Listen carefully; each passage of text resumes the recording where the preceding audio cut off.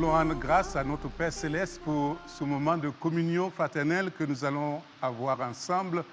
Aussi, nous vous souhaitons la bienvenue à la leçon de ce jour. C'est la leçon numéro 5 et autant pour moi, c'est la leçon numéro 7 du jour numéro 5. Et le thème, c'est « Tous rendront compte ».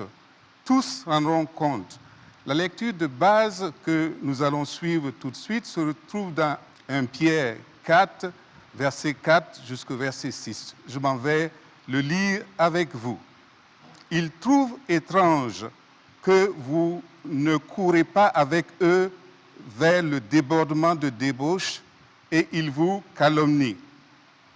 Ils en rendront compte à celui qui est prêt à juger les vivants et les morts.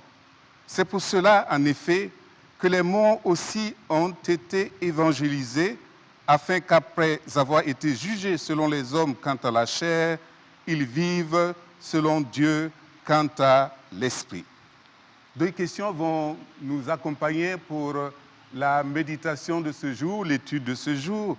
Et la première question est la suivante. Comment les non-croyants pourraient-ils vous répondre?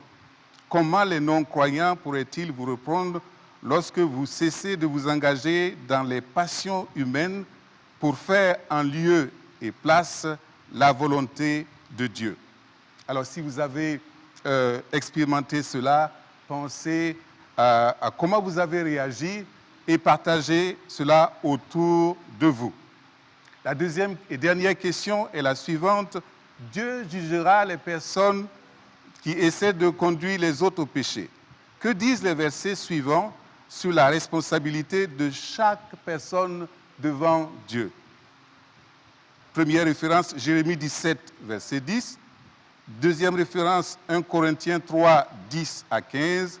Et enfin, troisième référence, 2 Corinthiens 5, verset 10. Une vérité nous est proposée pour l'application.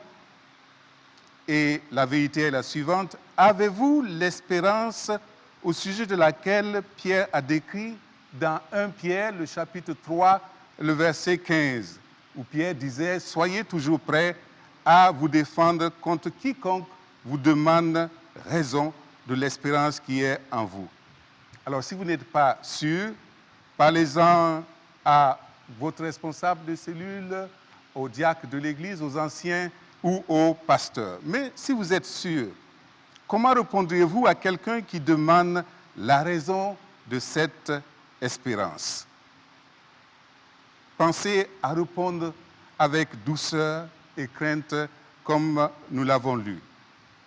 Ainsi s'achève la leçon de ce jour. Appliquez les vérités que vous avez reçues, bien-aimés, et que la grâce et la paix vous soient données de la part de notre Seigneur, Dieu le Père, et de la part de notre Sauveur, Jésus-Christ. Soyez bénis. À toi le roi, sois louange et honneur, jamais.